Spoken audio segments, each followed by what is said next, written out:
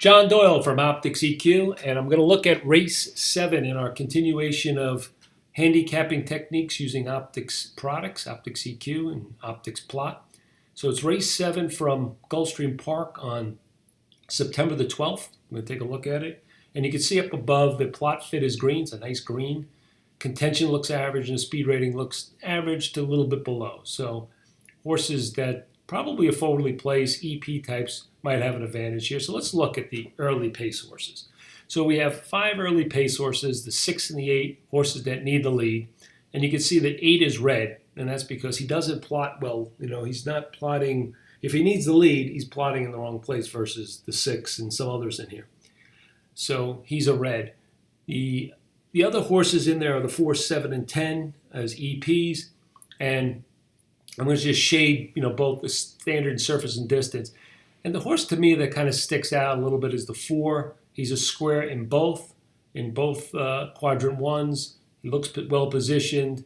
He's a horse that could take the lead if something happens with the 6. But my guess is he'll track or press the 6, stalk the 6, and or maybe even stalk the 6 and the 7. All depends on how this thing works out. But he should be in good position. And from the early pace horses, he looks like the best, right?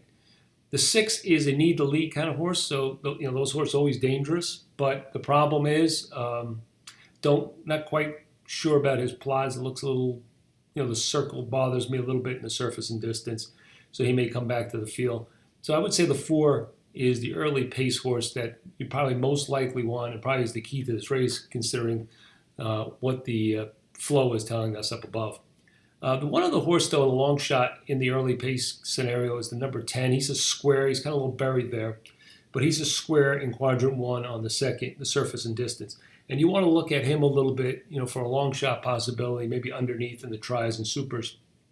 It seems like his recent race, if you go to his run lines, past 3 run lines, Farley was no handle last time. His horse hates the dirt and was transferred from the turf to the dirt. And it was just, a throwout, basically.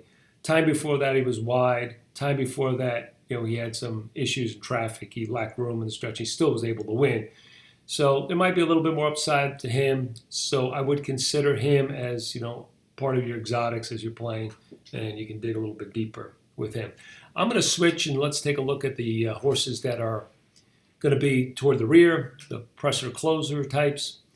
And the horses that kind of don't excite me are the 1, and also the 2, they're just not doing it for me. And if you look at their speed figures and the 5, even though the 5 plots very well on surface and distance, they're really below on speed figures.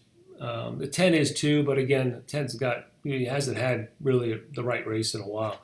But the 1, 2, and 5 just look below. You see the circles I have there. They're below the line from a speed figure perspective. So I like them less. The ones that kind of look like they stand out a little bit, at least the one that really stands out, would be the number 9, Timmy M.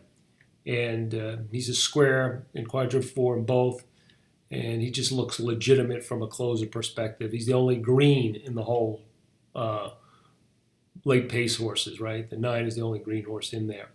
The one other horse, though, I would consider would be the 3, the Mighty Judge. I'm going to show you why. Even though he's a square and standard, he's a circle in surface and distance, and that's really negative, right? But I think that we can forgive some of that. Let's look. I pulled up his grid, and let's look why he's maybe a circle. There's a bunch of races he's run recently at 7.5 furlongs that have been really good and very competitive races.